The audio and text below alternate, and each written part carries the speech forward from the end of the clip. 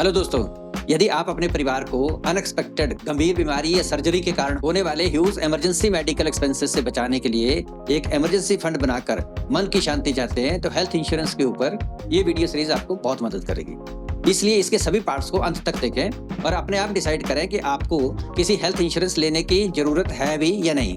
ये वीडियो उन लोगों को भी गाइड करेगा जो हेल्थ इंश्योरेंस के बारे में बहुत कम जानते हैं और हेल्थ इंश्योरेंस खरीदने की सोच रहे हैं लेकिन अधिक जानकारी की तलाश में।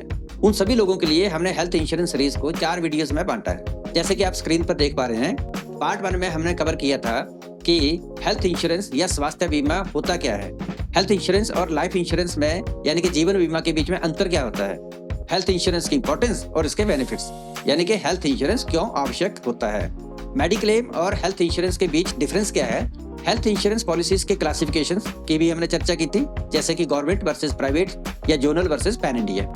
हेल्थ इंश्योरेंस किस उम्र में खरीदें, कब खरीदें, ये भी हमने कवर किया था। आपके सूटेबल बजट में कितना हेल्थ इंश्योरेंस कवरेज लेना चाहिए, ये भी पार्ट 1 में कवर हुआ था। तो हेल्थ इंश्योरेंस सीरीज के पार्ट 2 में आज हम जो टॉपिक्स कवर करने जा रहे हैं वो हैं नंबर 1, हेल्थ इंश्योरेंस लेने से पहले हमें कौन कौन सी बातों की जानकारी होनी चाहिए और आमतौर पर प्रयोग होने वाली हेल्थ इंश्योरेंस टर्मिनोलॉजीज कौन सी हैं और उनका क्या मतलब होता है, सही हेल्थ इंश्योरेंस पॉलिसी कैसे चुनें, which policy to choose, what are the pros and cons of availing a health care plan. हम ये भी डिस्कस करेंगे कि हेल्थ इंश्योरेंस पॉलिसी खरीदने के समय सामान्य गलतियों से हम कैसे बच सकते हैं। तो हेल्थ इंश्योरेंस लेने से पहले आपको पॉलिसी के डॉक्यूमेंट्स को बड़े ध्यान से पढ़ लेना चाहिए और टर्म्स एंड कंडीशन को समझ लेना चाहिए। हेल्थ इंश्योरेंस पॉलिसी फाइनल करने से पहले सबसे पहले आप ये पता करें कि पॉलिसी में क्या इंक्लूड नहीं है, एक्सक्लूजन्स क्या हैं। अगर आप किसी एजेंट से पॉलिसी ले रहे हैं तो उससे भी ये पता करें कि इस पॉलिसी में क्या कवर नहीं है। आप पॉलिसी खरीदते वक्त ये भी ध्यान रखें कि आप जो हेल्थ इंश्योरेंस पॉलिसी ले रहे हैं वो जोनल पॉलिसी है या पैन इंडिया बेसिस की पॉलिसी है, क्योंकि जोनल पॉलिसी का प्रीमियम कम होता है, इसलिए कई बार लोग अपने गांव का एड्रेस लिखवा देते हैं, लेकिन यदि उनका इलाज किसी बड़े शहर में करवाना पड़े तो पॉलिसी होते हुए भी आपके ऊपर 20% का पॉलिसी डॉक्यूमेंट के अनुसार को पेमेंट ऑप्शन एप्लीकेबल हो जाएगा, यानी कि आपके क्लेम का केवल 80% पैसा ही आपको मिलेगा। इसलिए जहां जिस शहर में आप समझते हैं कि आपका इलाज होगा उसी के हिसाब से आप पॉलिसी चुने, भले ही आपको प्रीमियम थोड़ा सा ज्यादा देना पड़े। आप विभिन्न प्रकार की पॉलिसीज का ऑनलाइन कंपैरिजन भी कर सकते हैं या एक अच्छा निर्णय लेने के लिए हेल्थ इंश्योरेंस एजेंट से भी कंसल्टेशन कर सकते हैं। यहाँ कुछ बेसिक टर्मिनोलॉजीज हैं जिन्हें आपको अपनी आवश्यकताओं और बजट के अनुरूप बेस्ट हेल्थ इंश्योरेंस प्लान को चूज करने से पहले समझ लेना चाहिए। हेल्थ इंश्योरेंस कवरेज अमाउंट, ये वो अधिकतम राशि होती है जिसका क्लेम आप मेडिकल इमरजेंसी की स्थिति में मुआवजे के रूप में कर सकते हैं। इसे बीमा राशि या पॉलिसी की बीमा राशि के रूप में भी जाना जाता है। पॉलिसी खरीदते वक्त आप खुद ये तय कर सकते हैं कि आपको कितने अमाउंट का कवर लेना चाहिए। आपका प्रीमियम भी उसी के हिसाब से कम या ज्यादा होता है, यानी कवर ज्यादा तो प्रीमियम भी ज्यादा। अब ये प्रीमियम क्या चीज है?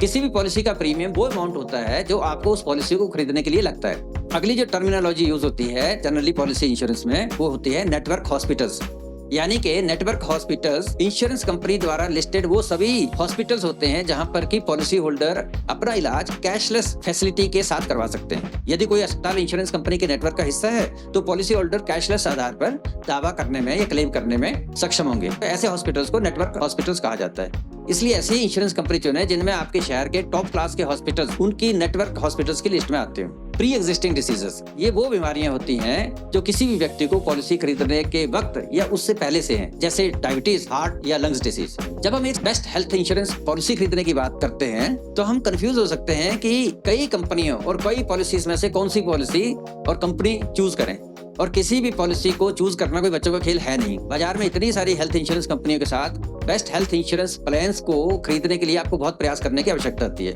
ये वीडियो आपको भारत में सबसे best health insurance policy choose करने में मदद करेगा और जानकारी और डेटा के आधार पर एक बहुत ही अच्छा डिसीजन लेने में भी मदद करेगा। हमें उम्मीद है कि आप अपने लिए एक बहुत ही अच्छी हेल्थ पॉलिसी चुन सकेंगे।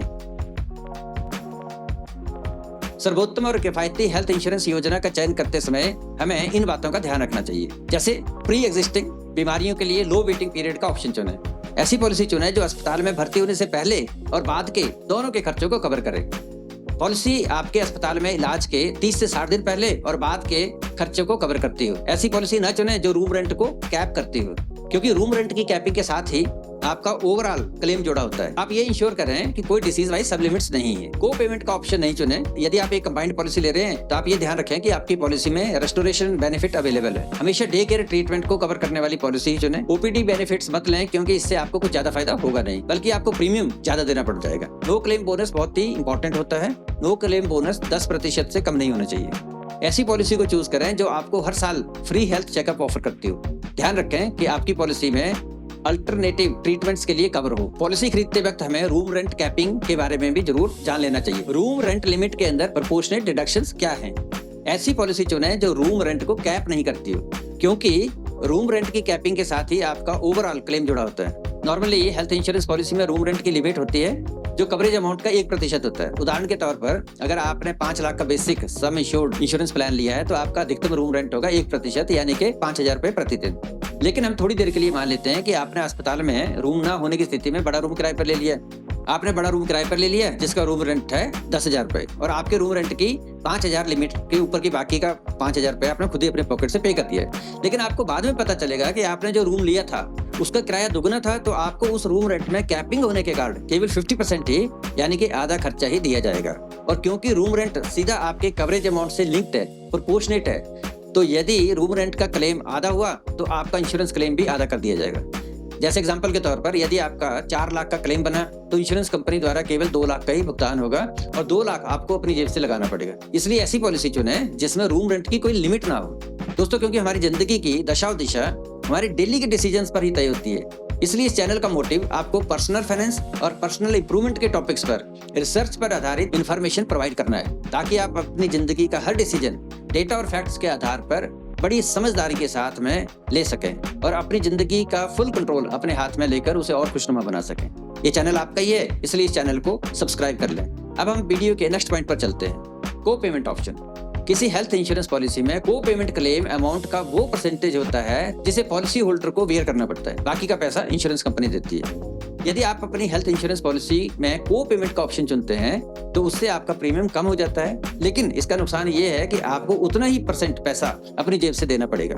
उदाहरण के तौर पर मान लो आपने 20% का को ऑप्शन चूज किया था, तो आपका बिल आया 4 लाख रुपए, तो को ऑप्शन के इंक्लूजन की वजह से अब आपको 20% पैसा यानी कि 80,000 रुपए अपने पॉकेट से लगाने पड़ेंगे। तो को ऑप्शन चूज करने में मुझे नहीं लगता कि कोई समझदारी है, इसलिए को ऑप्शन ना लें। पॉलिसी खरीदते वक्त जो नेक्स्ट पॉइंट हमें ध्यान रखना चाहिए वो है कि डिसीज वाइज सब लिमिट्स। आप इंश्योर करें कि कोई भी डिसीज वाइज सब लिमिट्स नहीं है। ऐसा तब होता है जब इंश्योरेंस एजेंट या इंश्योरेंस कंपनी इस डिसीज वाइज सब लिमिट्स कॉन्ट्रैक्ट क्लॉज को इंक्लूड करने के लिए आपको एक बहुत ही कम प्रीमियम पर एक बड़ा कवर जैसे 10 लाख ऑफर करती है। आपको तो बहुत ज्यादा मन की शांति होगी कि भाई मेरा तो कवर काफी बड़ा है, मुझे कुछ भी हो जाए तो मेरी इंश्योरेंस पॉलिसी 10 लाख तक कवर कर देगी।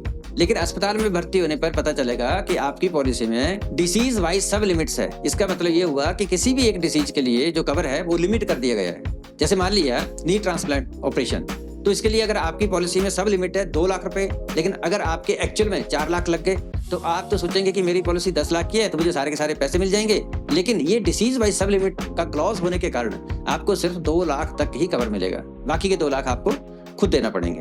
तो हमने पॉलिसी तो ली थी फाइनेंशियल प्रोटेक्शन के लिए, पर यहाँ पॉलिसी होते हुए भी हमारे अपनी जेब से पैसा लग रहा है क्योंकि कम प्रीमियम का ऑप्शन चुना और डिसीज वाइज सब लिमिट्स क्लॉज रहने दिया था, ध्यान नहीं दिया था। इसलिए पॉलिसी लेते वक्त डिसीज वाइज सब लिमिट्स में ये ध्यान रखें कि बीमारियां जैसे हृदय रोग, मोतियाबिंद, डायलिसिस, केमोथेरेपी डिसीज वाइज सब लिमिट्स में लिस्टेड नहीं है, बल्कि उस लिस्ट से बाहर है। इसलिए समझदारी इसी बात में है कि ऐसी पॉलिसी चुने जिसमें डिसीज वाइज सब लिमिट्स ना हो, जिसमें ऐसी कोई शर्त ना हो।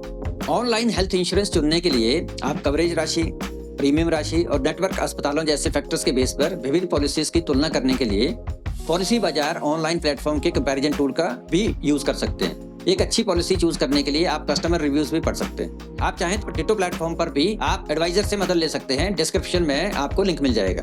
जो नेक्स्ट पॉइंट है कि पहले से मौजूद बीमारी के लिए, प्री एग्जिस्टिंग डिसीज के लिए लो वेटिंग पीरियड की तलाश करें। यदि पॉलिसी लेने के इच्छुक व्यक्ति को पहले से thyroid, high blood pressure, diabetes, asthma, cholesterol, cancer जैसी कोई बीमारी पहले से है तो संभव है कि इंश्योरेंस कंपनी द्वारा इन बीमारियों से होने वाले क्लेम्स को कवर करना शुरू करने से पहले उस व्यक्ति को एक पहले से निर्धारित वेटिंग पीरियड को कंप्लीट करना जरूरी हो।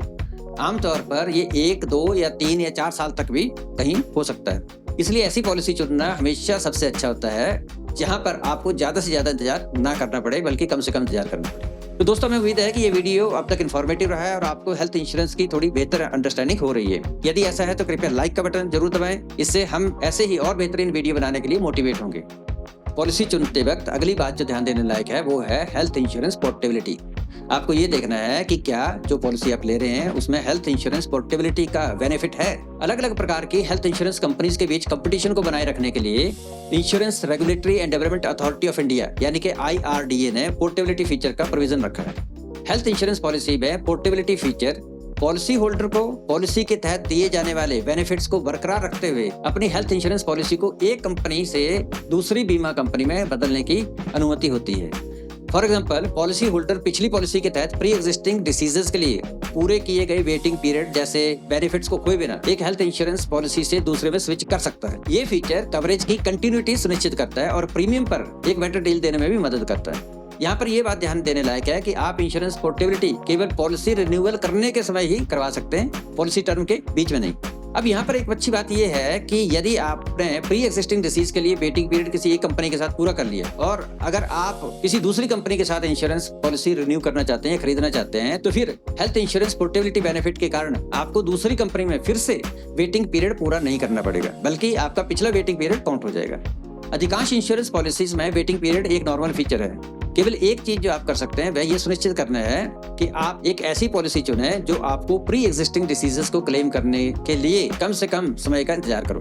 तो दोस्तों, मैं उम्मीद है कि ये वीडियो अब तक इन्फॉर्मेटिव रहा है और आपको हेल्थ इंश्योरेंस की बेहतर अंडरस्टैंडिंग हो रही है। यदि ऐसा है तो कृपया लाइक का बटन दबाएं। हम ऐसे ही और बेहतरीन वीडियो बनाने के लिए मोटिवेट होंगे। जो नेक्स्ट पॉइंट है हेल्थ इंश्योरेंस पॉलिसी चूज करते वक्त, वो ये ध्यान रखना है कि आप एक ऐसी हेल्थ इंश्योरेंस पॉलिसी चूज करें जो आपको हर साल फ्री हेल्थ चेकअप का ऑप्शन देती हो। कुछ इंश्योरेंस पॉलिसीज हर साल आपके हेल्थ चेकअप के लिए पेमेंट करती हैं। अपनी annual health checkup test reports का रिकॉर्ड रखें। इस तरह के हिस्टोरिकल डेटा इस बात का प्रूफ के रूप में भी काम करेंगे कि जब आपने इंश्योरेंस पॉलिसी खरीदी थी तब आपको डायबिटीज, ब्लड प्रेशर या थायराइड संबंधी कोई बीमारी नहीं थी और इस तरह की कोई भी बीमारी प्रतीक्षा अवधि समाप्त होने के बाद कवर हो जाएगी। फ्री हेल्थ चेकअप में कौन से टेस्ट पक्के तौर पर शामिल होने चाहिए, इसका भी हमें ध्यान रखना है, जैसे complete blood count, lipid profile, HDL, LDL and urine analysis. यहाँ पर मैं आपसे ये कहना चाहूंगा कि अगर आप ध्यान दें तो देखेंगे कि ज्यादातर बीमारियां जैसे ब्लड प्रेशर, हार्ट से संबंधित कोई रोग या डायबिटीज, ये ऐसी कोई और बीमारी अक्सर हमारे 40 से 55 साल की उम्र के बीच में पता चलती है। आपने ये भी देखा होगा कि किसी भी व्यक्ति में ये सारी की सारी बीमारियां एक साथ नहीं होती, ज्यादातर एक या दो बीमारियां ही इस उम्र में हो सकती हैं। तो सवाल ये उठता है कि ये बीमारियां क्या अचानक आ गई या फिर धीरे धीरे उभर कर सामने आई।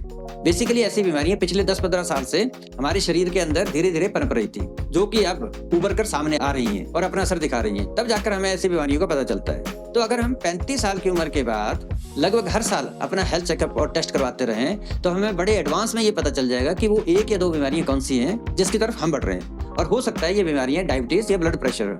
तो एडवांस में जानने का ये फायदा होगा कि आप इन बीमारियों की रोकथाम के लिए कोई ना कोई कदम उठा लेंगे। जैसे डायबिटीज का पता लगने के केस में आप शुगर पर कंट्रोल करना चालू कर देंगे, ब्लड प्रेशर के केस में आप ज्यादा नमक खाना बंद कर सकते हैं, ऊपर से सब्जी में नमक डालना बंद कर सकते हैं, और इसी तरीके की और भी बहुत सारी प्रिकॉशंस ले सकते हैं जिससे कि ये बीमारियां या तो कंट्रोल हो जाएं या फिर डिलेड हो जाएं। जो 10 से 15 साल में इन्होंने हमारे शरीर पर असर करना था वो अब 10-15 साल में ना करके कम से कम 20 से 25 साल बाद कर पाए। या फिर ऐसा भी हो सकता है कि आप ऐसे इनिशिएटिव्स लें, अपनी लाइफस्टाइल में ऐसे बदलाव लेकर आएं, एक्सरसाइज करना चालू कर दें, पौष्टिक भोजन लेना चालू कर दें, अच्छी आदत डाल लें, जिससे ये सारी बीमारियां पूरे तरीके से या तो कंट्रोल हो जाएं या आपको कोई इलाज करवाने की नौबत ही ना आने पड़े। इसलिए मैं आपको एक नेक सलाह देना चाहूंगा कि हेल्थ इंश्योरेंस पॉलिसी में फ्री हेल्थ चेकअप हो या ना हो, आपके पास हेल्थ इंश्योरेंस पॉलिसी हो या ना हो, 35 साल की उम्र के बाद आप अपना रेगुलर हेल्थ चेकअप और टेस्ट करवाते रहें और जो बीमारी आपको अंदेशा है कि वो हो सकती है उसके प्रति सावधान हो जाए और डॉक्टर की सलाह लेकर ऐसे कदम उठा लें जिससे कि वो ऐसा कोई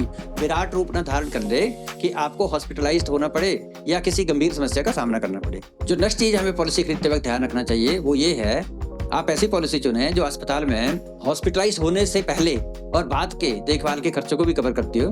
अस्पताल में इलाज के 30 से 60 दिन पहले और बाद में अगर कोई ऐसी सुविधा मिलती है तो आप उसे जरूर लें। अस्पताल में भर्ती होने से पहले आपको कई मेडिकल टेस्ट करवाने पड़ते हैं। अस्पताल से एक बार छुट्टी मिलने के बाद भी आपको दवाइयों की चिंता करनी पड़ती है और कुछ दिन तक खर्चे चले रहते हैं। इसलिए ऐसी पॉलिसी चुनना हमेशा अच्छा होता है जो अस्पताल में भर्ती होने से पहले और बाद में खर्चे उनको कवर करती है। तो पॉलिसी खरीदते वक्त यदि आपको अस्पताल में भर्ती होने के 30 दिन पहले और अस्पताल में भर्ती होने के 90 दिन के बाद का कवर मिलता है तो ये ज्यादा अच्छा होगा। और यदि पोस्ट हॉस्पिटलाइजेशन ट्रीटमेंट्स के लिए टाइम पीरियड 180 डेज या 6 मंथ्स है तो आप ये समझिए कि ये तो और भी सोने पे सुहागा होगा, यानी कि एक्सीलेंट डील।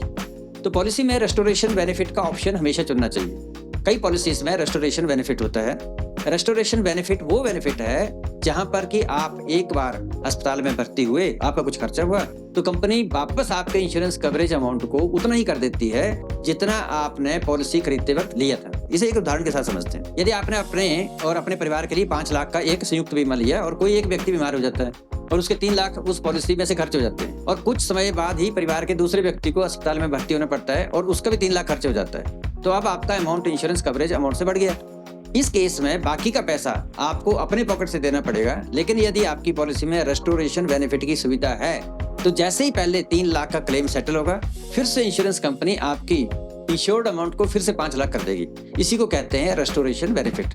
तो आप इस चीज का ध्यान रखें कि आपकी पॉलिसी में रेस्टोरेशन बेनिफिट है। हमेशा डे केयर को कवर करने वाली पॉलिसी को भी प्राथमिकता दें। Chemotherapy, dialysis, radiotherapy, stone removal, ये सभी प्रोसीजर 24 घंटे से भी कम समय में चलते हैं और यहाँ तक कि अगर आप ट्रीटमेंट लेने के लिए अस्पताल में भर्ती हैं लेकिन सेम डे हॉस्पिटल से डिस्चार्ज होकर घर भी चले आए, तो कुछ इंश्योरेंस पॉलिसीज ऐसे क्लेम्स को कवर नहीं करती क्योंकि उसमें डे केयर ट्रीटमेंट का ऑप्शन नहीं होता है। इसलिए हमेशा वो पॉलिसी चुनें जो पॉलिसी डे केयर ट्रीटमेंट को भी कवर करती हो। नो क्लेम बोनस बहुत यूजफुल होता है, ये कम से कम 10% या उससे ऊपर होना चाहिए।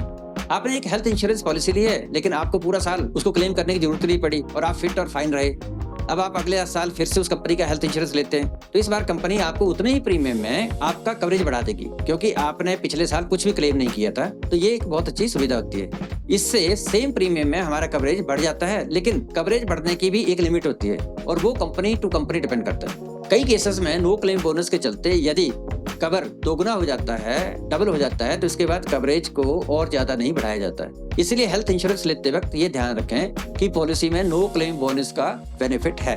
तो दोस्तों, दूसरों की लाइफ में वैल्यू एडिशन करना बहुत ही अच्छा और सुकून देने वाला काम होता है। हमने तो ये काम इस वीडियो को बनाकर कर दिया है, लेकिन अब आपकी बारी है। यदि आपको लगता है कि आपके फैमिली मेंबर, फ्रेंड या किसी स्टूडेंट को इस जानकारी से फायदा हो सकता है, तो उनका शुभ चिंतक होने के नाते उनके साथ इस वीडियो को जरूर शेयर करें और उनकी जिंदगी में वैल्यू एडिशन करें। नेक्स्ट पॉइंट है cover for alternative treatments. Policy लेते वक्त आप ये सुनिश्चित करें कि आपकी पॉलिसी अल्टरनेटिव ट्रीटमेंट्स जैसे आयुर्वेद, यूनानी, सिद्धा आदि को भी कवर करती हो। आयुष कवरेज भी एक अच्छी सुविधा है, लेकिन याद रखें पॉलिसी केवल इन ट्रीटमेंट्स को तभी कवर करेगी जब तक आप गवर्नमेंट सर्टिफाइड आयुष फैसिलिटी में अस्पताल में भर्ती हैं। दूसरा जो आपने ध्यान रखना है वो है कि ओपीडी बेनिफिट्स मत चुनें। ओपीडी बेनिफिट्स को हमें नहीं चुनना चाहिए क्योंकि खामखा इससे हमारा प्रीमियम बढ़ जाता है और हम छोटे मोटे खर्चों को क्लेम करने के पचड़े में भी नहीं पड़ना चाहते हैं, तो ज्यादा दिया गया प्रीमियम बेकार ही जाता है। और अब हम चलते हैं वीडियो के नेक्स्ट पॉइंट पर। यहाँ पर हम ये डिस्कस करें कि हेल्थ इंश्योरेंस खरीदते समय हमें किन गलतियों से बचना चाहिए। तो धोखाधड़ी से बचने के लिए आपको हमेशा रेप्यूटेड इंश्योरेंस कंपनी से ही पॉलिसी खरीदनी चाहिए। आपको पॉलिसी डॉक्यूमेंट्स को ध्यान से पढ़ना चाहिए और टर्म्स एंड कंडीशंस को भी समझना चाहिए। इसके अलावा आपको उन एजेंट से सावधान रहना चाहिए जो अनरियलिस्टिकली लो प्रीमियम्स पर पॉलिसीज देने की पेशकश करते हैं। आप अपने इंश्योरेंस कवर को बढ़ाने के लिए एक से ज्यादा बेसिक पॉलिसीज ना लें, बल्कि एक ही बेसिक पॉलिसी लें, उसके साथ में सुपर टॉप अप पॉलिसी लें। इन कंक्लूजन, हेल्थ इंश्योरेंस आज की दुनिया में फाइनेंशियल प्रोटेक्शन का एक क्रूशियल कंपोनेंट है, विशेष रूप से इंडिया में जहां हेल्थ केयर की कॉस्ट हर रोज बढ़ रही है। पॉलिसी बाजार और डिटो ऑनलाइन वेबसाइट्स आपको आपकी आवश्यकता के अनुसार अपने और अपने परिवार के लिए एक बेस्ट हेल्थ इंश्योरेंस लेने में मदद करती हैं। इन प्लेटफॉर्म्स पर आप अपनी एग्जिस्टिंग पॉलिसी का मार्केट में अवेलेबल बाकी पॉलिसीज के साथ कंपैरिजन कर सकते हैं और एक अच्छी पॉलिसी का सिलेक्शन भी कर सकते हैं। डिटो ऑनलाइन प्लेटफॉर्म पर आप उनके एडवाइजर से कांटेक्ट कर सकते हैं और अपनी रिक्वायरमेंट के हिसाब से वो एडवाइजर आपको एक अच्छी हेल्थ इंश्योरेंस पॉलिसी खरीदने में मदद करेगा। डिटो ऑनलाइन प्लेटफॉर्म का लिंक डिस्क्रिप्शन में दिया है, वहां से आप पॉलिसी एडवाइजर से कनेक्ट कर सकते हैं। आप एडवाइस जरूर लें, पॉलिसी लेना या नहीं लेना आपका निर्णय है। एडवाइस देने का एडवाइजर कोई चार्ज नहीं करता। अब हम मिलते हैं हेल्थ इंश्योरेंस वीडियो सीरीज के पार्ट 3 में, जिसमें हम ये डिस्कस करेंगे कि इंडिया में कुछ प्रसिद्ध इंश्योरेंस कंपनियों की लिस्ट क्या है और उनका मार्केट शेयर क्या है, और भारत में सबसे अच्छी हेल्थ इंश्योरेंस कंपनी कौन सी है, और एक अच्छी हेल्थ इंश्योरेंस कंपनी कैसे सिलेक्ट करनी चाहिए। इंडिया में हेल्थ इंश्योरेंस और वर्ल्ड मार्केट से हम कंपैरिजन भी देखेंगे। तो आइए मिलते हैं हेल्थ इंश्योरेंस सीरीज के वीडियो नंबर 3 में। सीरीज पर जाके वीडियो सिलेक्ट करें।